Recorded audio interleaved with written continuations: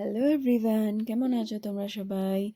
তো এখন আমরা দুজনে যাচ্ছি সকাল সকাল স্নান টান করে রেডি হয়ে পুজো দিতে।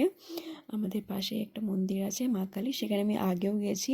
আর আগেও আমি ভিডিও দিয়েছিলাম কি মানে আমি প্রত্যেকবার অ্যানিভার্সারিতে বা যে কোনো কিছু হলে আমি মার কাছে পুজো দিতে যাই। তো পুজো দেওয়ার সময় আর এরকম দিনেই গেছি। আজকে দিনটা খুবই বেশি ভালো ছিল, মানে খুবই ভালো অমাবস্যা ছিল। তো অঞ্জলিও দিতে পেরেছি, সবথেকে ভালো কথা। আর অঞ্জলি দেওয়ার পর দেখি একটা আমাদের পাশেই থাকে দিদিভাইটা, তো এই দিদিভাইয়ের সাথে দেখা হয়ে গেছে। তো এই দিদিভাইকে আমি ভিডিওতে নিয়ে নিয়েছিলাম, তাই বলছিল কি আমার সাথে ফটো তোলো, ভিডিও করো।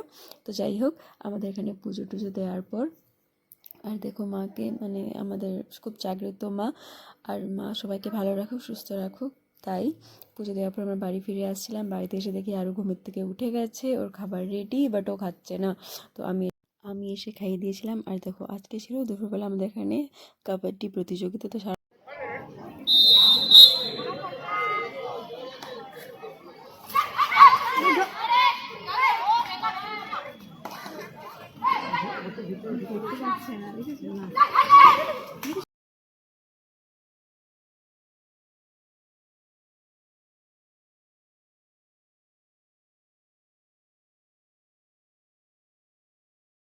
আবার রাতে ছিল দেখো নাচ প্রোগ্রাম, আরও নাটক টাটক অনেক কিছু ছিল।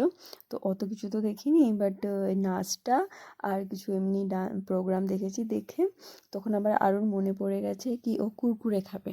ও বলছে পাপাকে, পাপা আমি কুরকুর খাবো। তারপরে পাপাকে আবার কুরকুরে এনে দিয়েছি, আমরা এখানে কুরকুরে খাচ্ছিলাম বসে বসে। কারণ এর এ হচ্ছে আরুর ফেভারিট দিদি, মানে সবসময় দিদি দরকার। তারপরে সব কিছু শেষের লাস্টে জিজুর বার্থডে কেক।